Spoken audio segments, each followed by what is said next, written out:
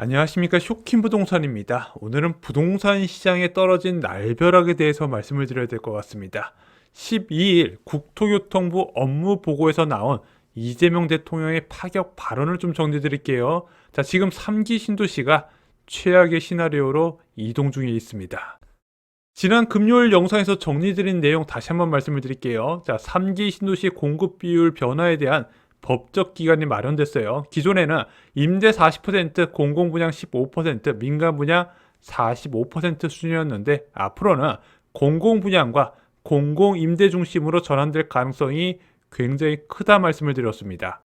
공공분양과 공공임대만 공급되는 3기 신도시 어떤 식으로 진행될 것인가 두 가지 시나리오가 있어요. 먼저 최상위 시나리오는 과거 이명박 정부의 보금자리 주택 사업처럼 민간 분양 물량이 공공 분양으로 전환돼서 저렴하고 빠르게 공급한다는 거죠. 그러면은 시간적인 문제하고 분양가 부담을 크게 낮출 수가 있게 된다는 겁니다. 하지만 최악의 시나리오도 있어요. 임대와 공공 자가주택 중심으로 공급이 되는 거죠. 근데 현재 이 방향으로 지금 거의 확정되는 분위기입니다. 10일 세종시 정부 세종 컨벤션 센터 국토교통부 업무 보고가 있었어요. 자, 언론 보도는 이재명 대통령이 공공임대를 역세권에 지으라고 했던 발언에 대해서만 집중 보도를 했습니다.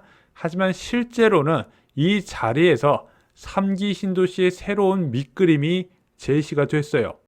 이 자리에서 이재명 대통령의 발언 좀 정리를 드릴게요. 자, 이재명 대통령은 LH의 신도시 택지 공급 사례를 보며 가장 좋은 자리는 분양, 임대주택은 외곽이나 구석에 몰아서 건설한다고 했습니다. 자, 그 결과 여건이 어려운 사람들이 열악한 지역에 집중이 된다 그래요. 자, 임대주택은 앞으로 역세권에 대규모로 공급해야 된다는 점을 강조했습니다. 그럼 앞으로 3기 신도시 역세권 주변으로 임대주택 비율이 크게 늘어난다는 거 이 발언으로 이해가 되시죠? 아니, 역세권에 임대주택 늘어나는 게 크게 대수인가? 자, 진짜 중요한 문제는 이게 아니었어요. 자, LH 개혁 의지가 재확인됐다는 겁니다. 자, 이재명 대통령이 어떻게 이야기를 했냐? 조성원가 5억 수준의 아파트를 민간이 8억에 분양을 하고 그 이후의 시세는 10몇 억이 됐더라. 자, 공공택지에서 건설사와 수분양자가 막대한 이익을 가져가는 구조가 되는데 왜 이런 구조를 허용하냐 문제를 제기했다는 거죠. 거기에 그 누구도 이의 제기를 못했습니다. 여기서 좀 제 의견을 말씀드려 볼게요. 자, 아시다시피 3기 신도시를 비롯한 공공택지는 분양가 상한제가 적용됩니다. 자, 이 분양가 상한제 지역에서 아파트를 분양할 때는요, 토지는 이제 LH에서 낙찰받은 가격 기준으로, 그리고 건축비는 국토부에서 고시한 기본형 건축비 베이스로 분양가가 산출이 됩니다. 그래서 마음대로 분양가를 많이 높일 수가 없게 돼 있어요. 자, 민간이 조성원가 5억 수준의 아파트를 한 채당 3억을 남겨먹는다? 그러면은 천채 한 단지에 분양할 경우에 무려 3천억이나 남는다는 얘기거든요. 와, 그러면 이익이 전체 매출의 37%나 남는다는데 제가는 한 그렇게 많은 이익이 남지 않는 구조로 되어 있습니다. 만약에 그렇게 남는 구조라면 국토부의 기본형 건축비부터 전부 다 뜯어 고쳐야 되죠. 또 하나 살펴봐야 되는 거는, 자, 민간이 8억에 분양한 아파트 이후에 시세가 10몇 억이 되더라. 자, 근데 이거를 단순하게 명목 가격만 비교하는 건 좀 무리가 있다고 생각합니다. 왜냐면은 아파트를 분양받은 시점 하고요, 그 이후에 거의 공사판인 곳에서 서서히 인프라가 구축되는 과정이 있지 않습니까? 그리고 그것이 한 10년, 5년에서 10년 정도 지나면 모두가 살고 싶어하는 신도시가 돼요. 그래서 장화 신고 들어가야 돈 번다는 얘기가 있지 않습니까? 그래서 인프라가 다 갖춰진 아파트는 두 가지 요인으로 시세가 크게 올라가게 됩니다. 첫 번째는 화폐가치 하락. 자, 보통 10년마다 유동성은 2배가 증가합니다. 자, 그 저주받았다는 일산이나 김포 지역도요, 10년이면 5, 60% 오르게 돼 있어요. 당연히 분양했던 시점보다 현재 시점은 화폐가치 하락되라서 면목 가격이 올라갈 수밖에 없다는 거고요. 두 번째는 인프라가 차근차근 갖춰지면서 선호 높은 주거지로 탈바꿈하면서 그에 따른 수요도 유입이 된다는 겁니다. 이거를 다 뭉뚱그려서 모두가 잘못되는 것이다 이렇게 판단하기 좀 어렵다 저는 생각을 해요. 공공이 직접 시행하면 자금 조달은 어떻게 하냐, 지금 가장 그게 관건이죠. LH의 부채가 천문학적으로 쌓여 있는데 이재명 대통령은 두 가지를 제시했어요. 첫 번째, 전세형 임대주택입니다. 자, 아파트 건설로 전세 방식으로 공공임대를 공급을 하는 거예요. 그런 전세금으로 조성원가와 건축원가를 크게 상회하는 자금을 확보할 수 있다고 하거든요. 근데 신도시에서 그게 가능한지 모르겠습니다. 자, 그래서 다 완성된 신도시만 보고 이야기를 하는 것 같은데 제가 볼 때는 어렵다고 보는데 일단은 그런 식으로 추진해 보라고 국토부 장관한테 이야기를 했어요. 제가 볼 때는 장기 전세형 모델 등장 가능성도 있다고 봐요. 두 번째는 임대주택 관리회사 설립입니다. 자, LH 부채가 한 160조 정도가 있다고 하는데 이 중에서 임대 관련 부채가 임대 사업 관련 부채가 100조 정도가 된다고 봐요. 자, 이재명 대통령은 이 임대 보증금이 부채가 아니라 자산을 베이스로 간 거기 때문에 별도 회사로 설립을 해서 이 LH 부채 통계에서 빼야 된다고 이야기하는 겁니다. 그럼 임대 사업을 부채에서 제외할 경우에 임대 부채 비율이 122% 굉장히 건실하다는 거죠. 그럼 추가로 재원을 조달할 여력이 있다고 보는 겁니다. 한마디로 LH에서 채권 발행량을 크게 늘릴 가능성이 있다는 거예요. 이재명 대통령이 너무 확고한 인식이 이번에 보였어요. 자, 공공택지는 국가자산이고 이익을 목적으로 나눠 갖는 구조는 불합리하다. 그래서 적정 임대료로 부채 증가를 최소화할 수 있고 LH가 자, 부채 개편을 통해서 자금을 추가 조달해 사업을 신속하게 추진해야 된다고 강조를 하고 있죠. 부동산 정책에서 가장 중요한 게 뭘까요? 사람들이 가지고 싶은 주택을 공급하는 겁니다. 자, 원하는 입지에 충분한 물량을 빠르게 공급하면 돼요. 이 세 가지만 기억하면 된다는 겁니다. 그래서 500만 원 공급 계획이나 일기 신도시 보금자리 주택 사업의 공통된 결과가 이거예요. 그냥 집 갖고 싶어? 알았어. 내가 많이 만들어서 빠르고 싸게 공급할게. 간단하죠. 여기에 당위성을 붙였을 때의 결과를 한번 볼까요? 자, 노무현 정부에서는 신도시를 지정할 때 서울 집중 억제라는 목표로 파주의 교화 신도시나 평택 고덕 국제도시처럼 외곽 지역에 대규모로 공급을 했습니다. 자, 이게 서울의 집중 억제에 얼마나 좋은지 모르겠지만 일단 이런 지역이 그렇게 크게 어필하지 못했고 그 이후에도 미분양으로 고생을 많이 했죠. 자, 문재인 정부에서는 어떤 당위성을 갖다 붙였을까요?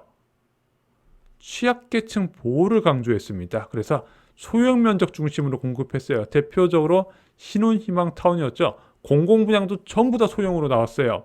자, 또한 높은 임대 비율, 1기 신도시, 2기 신도시가 20% 초반대였다면 3기 신도시는 임대 비율이 얼마나 높다? 35에서 40%라는 겁니다. 자, 마지막 이재명 정부는 어떤 당위성을 이번에 갖다 붙인다? 공공택지는 공공의 자산, 공공이 직접 보유, 운영해야 된다는 인식이라는 겁니다. 자, 제가 신도시 정책할 때 항상 주의해야 되는 거 말씀드렸죠? 바로 착한 척을 하면 안 된다는 겁니다. 문재인 정부의 엄청난 시행착오 아세요? 공급이 너무 늦었다는 겁니다. 취임 초에 김영미 국토부 장관은 서울 주택 공급이 충분하다고 이야기를 해요. 공급은 부족하지 않은데 투기꾼 때문에 집값이 오르고 있다. 자, 당시에 무엇을 근거로 했다? 주택 보급률만 보고 이야기를 했다는 거예요. 서로 높은 주택이 부족하다는 것을 인식하지 못해요. 그래서 2017년 11월에 첫 공급 정책이 뭐였다? 주거복지 로드맵 주거사다리 정책이었습니다. 그래서 공공주택 중심으로 생애 주기별 주택을 공급한다는 내용이었어요. 하지만 어떻게 돼요? 시장이 과열되니까 어쩔 수 없이 1년 뒤에 3기 신도시를 발표하게 됩니다. 자, 문재인 정부 출범 거의 2년이 지난 시점이었어요. 자, 이 출범 초기부터 정권 출범 초기부터 강하게 밀어붙였어야 되는데 굉장히 늦었다는 거죠. 그래서 문재인 정부 임기 내내 집값 과열은 이어졌습니다. 국토부가 2026년 상반기에 주거복지 정책을 발표한다고 합니다. 공적주택 110만 호를 통해서 주거사다리를 다시 세우겠다고 강조를 하고 있죠. 똑같이 문재인 정부에서 했던 과오를 반복하는 게 아닌가 우려가 됩니다. 아니, 살만한 임대주택 확대 좋은 거 아닌가요? 이거 필요한 사람이 있겠죠. 문제는 수요층이 다르다는 거예요. 자, 분양 수요, 온전한 내 집을 원하는 사람들입니다. 임대 수요, 저렴한 주거비로 안정적인 주거를 원하는 수요죠. 자, 분양 수요를 충족시켜주는 것은 주택 공급 정책이 맞아요. 임대주택 수요를 축적시켜주는 것은 주거복지 정책이 됩니다.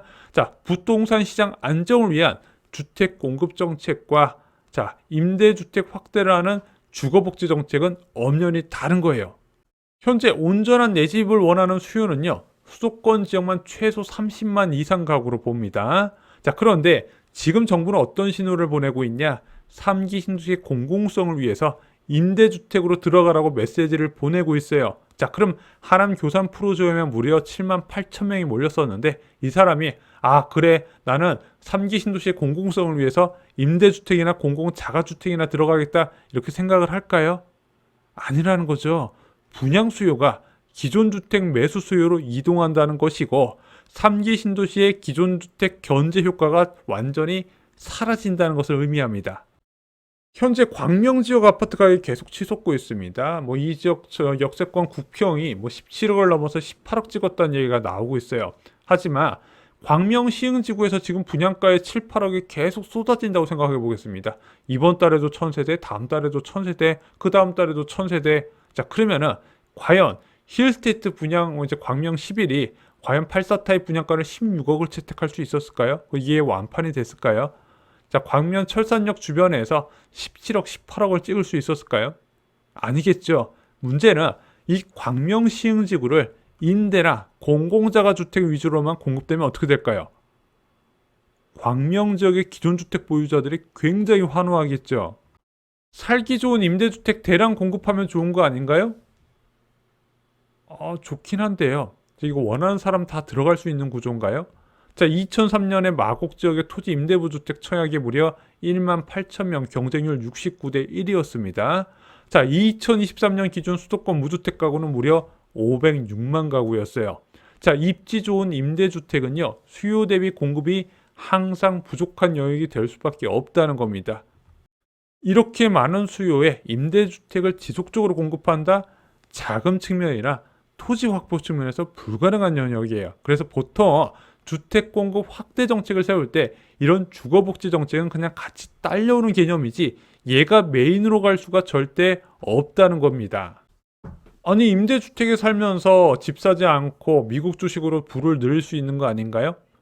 자, 제가 부동산 명언 중에 한 가지 말씀드릴게요. 자, 좋은 집주인 만나면 거짓골 못 면한다고. 자, 공공임대주택의 주인은 세상에서 가장 좋은 정부죠. 그래서 임대료 상한도 제한이 되고 거주기간도 굉장히 오래 보장을 해줍니다. 문제는 시간이 지나고 나면은 남들보다 훨씬 못한 삶을 살 수밖에 없다는 거예요. 왜? 저렴한 거주비에 취해서 소비를 제어하지 못하고요. 상대적으로 가난해질 수밖에 없다는 거예요. 사람은 버는 만큼 쓰게 돼 있습니다. 소비를 하고 남은 금액으로 투자한다면 여러분들이 생각하는 결과가 안 나올 가능성이 굉장히 크다는 거예요. 이것 꼭 명심하셨으면 좋겠습니다.